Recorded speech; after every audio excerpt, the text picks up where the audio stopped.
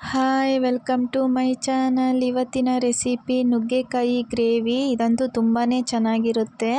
ಅದಕ್ಕೆ ಮೊದಲು ಒಂದು ಮೀಡಿಯಮ್ ಸೈಜ್ ಟೊಮೊಟೊ ತೊಗೊಂಡಿದ್ದೀನಿ, ಅದನ್ನು ಕಟ್ ಮಾಡ್ಕೊತಾ ಇದ್ದೀನಿ.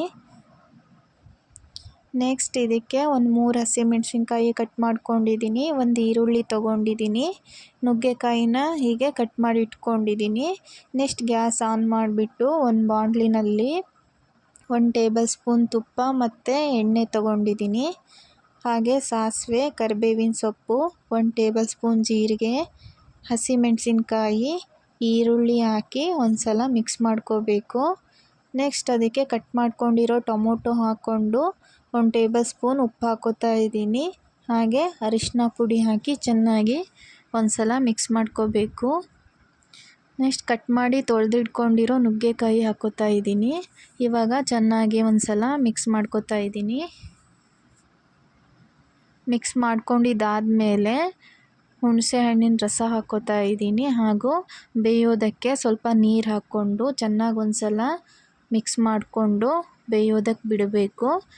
ನೆಕ್ಸ್ಟ್ 10 ನಿಮಿಷ ಆದಮೇಲೆ ಶುಂಠಿ ಬೆಳ್ಳುಳ್ಳಿ ಪೇಸ್ಟ್ ಹಾಕಿ, ಕೊತ್ತಂಬರಿ ಪುಡಿ 1 ಟೇಬಲ್ ಸ್ಪೂನ್ ಹಾಗೂ ಅಚ್ಚ ಖಾರದ ಪುಡಿ 1 ಟೇಬಲ್ ಸ್ಪೂನ್ ಹಾಕಿ ಚೆನ್ನಾಗಿ ಇನ್ನೊಂದು ಸಲ ಮಿಕ್ಸ್ ಮಾಡ್ಕೋತಾ ಇದ್ದೀನಿ. ಇದಂತೂ ರೈಸ್ ಜೊತೆ, ಚಪಾತಿ, ರೊಟ್ಟಿ ಜೊತೆ ತುಂಬಾ ಟೇಸ್ಟಿಯಾಗಿರುತ್ತೆ. ಕೆಲವರಿಗೆ ನುಗ್ಗೆಕಾಯಿ ಸಾಂಬಾರು ಇಷ್ಟ ಆಗಲ್ಲ. ಈ ಥರ ಒಂದು ಡಿಫ್ರೆಂಟಾಗಿ ಮಾಡಿಕೊಂಡ್ರೆ ನಿಜವಾಗ್ಲೂ ಇಷ್ಟಪಡ್ತಾರೆ. ನೆಕ್ಸ್ಟ್ ಅದಕ್ಕೆ ತೆಂಗಿನಕಾಯಿ ತುರಿ ಹಾಕಿ ಚೆನ್ನಾಗಿ ಒಂದು ಸಲ ಮಿಕ್ಸ್ ಮಾಡಿಕೊಂಡು ಒಂದು 5 ನಿಮಿಷ ಲೋ ಫ್ಲೇಮ್ನಲ್ಲೇ ಬಿಡಬೇಕು. ಇವಾಗ ನುಗ್ಗೆಕಾಯಿ ಗ್ರೇವಿ ರೆಡಿಯಾಗಿದೆ. ತುಂಬಾ ಚೆನ್ನಾಗಿರುತ್ತೆ. ಅನ್ನ, ಚಪಾತಿ, ರೊಟ್ಟಿ ಎಲ್ಲದಕ್ಕೂ ಚೆನ್ನಾಗಿರುತ್ತೆ. ಅನ್ನದ ಜೊತೆ ತಿನ್ನಬೇಕು ಅಂದರೆ ಒಂದು ಸ್ವಲ್ಪ ನೀರು ಹಾಕ್ಕೊಬೇಕಷ್ಟೆ. 10 ನಿಮಿಷದಲ್ಲೇ ರೆಡಿ ಆಗಿಬಿಡುತ್ತೆ. ನೋಡಿ ತುಂಬಾ ಚೆನ್ನಾಗಿ ಬಂದಿದೆ. ನೀವು ಒಂದು ಸಲ ಟ್ರೈ ಮಾಡಿ ನೋಡಿ. ಇಷ್ಟ ಆದರೆ ಲೈಕ್ ಮಾಡಿ, ಹಾಗೂ ಹೊಸ್ದಾಗಿ ಯಾರು ನನ್ನ ಚಾನಲ್ ನೋಡ್ತಾ ಇದ್ದೀರೋ ಸಬ್ಸ್ಕ್ರೈಬ್ ಮಾಡಿ. Thank you.